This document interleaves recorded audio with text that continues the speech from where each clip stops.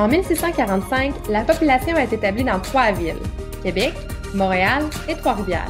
Les habitants choisissent ces villes puisqu'elles offrent un poste de traite. À cette époque, la Nouvelle-France est considérée comme une colonie comptoir. Elle sert principalement au commerce de fourrure. La Compagnie des Sans-Associés administre la colonie sous la direction du roi de France Louis XIV. En 1645, la colonie de la Nouvelle-France compte moins de 1000 habitants. La population amérindienne, quant à elle, compte 40 000 personnes, tandis que la population anglaise en compte 75 000. En Nouvelle-France, il y a 7 fois plus d'hommes que de femmes. Les groupes sociaux présents à cette époque sont les compagnies, les coureurs des bois, les religieux, les engagés, les autochtones et les seigneurs.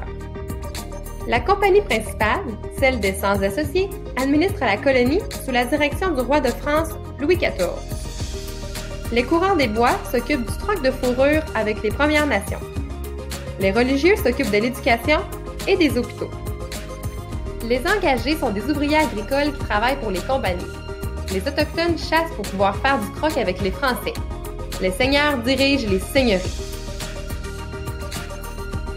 En 1745, la colonie s'étend maintenant de Terre-Neuve jusqu'au Mexique. Les terres sont divisées en seigneuries, c'est-à-dire en grandes bandes de terre longues et étroites. La colonie est gérée selon les principes de la monarchie absolue. Le roi choisit ses ministres et les administrateurs. Le peuple ne peut pas voter, se rassembler ou manifester. En 1745, la population est d'environ 55 000 habitants.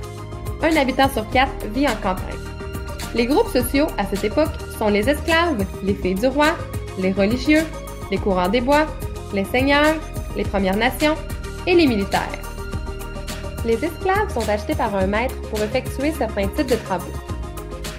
Les filles du roi sont envoyées par le roi en Nouvelle-France pour épouser un homme et ainsi peupler la colonie. Les religieux s'occupent de l'encadrement spirituel, l'enseignement, les soins aux malades et les services aux pauvres. Les coureurs des bois sont remplacés par des employés de compagnie. Ils doivent posséder un permis pour pouvoir exercer.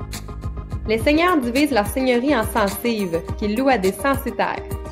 Les Premières Nations sont maintenant un groupe social très petit, dû aux guerres et aux maladies. Les militaires sont envoyés en Nouvelle-France pour protéger la colonie.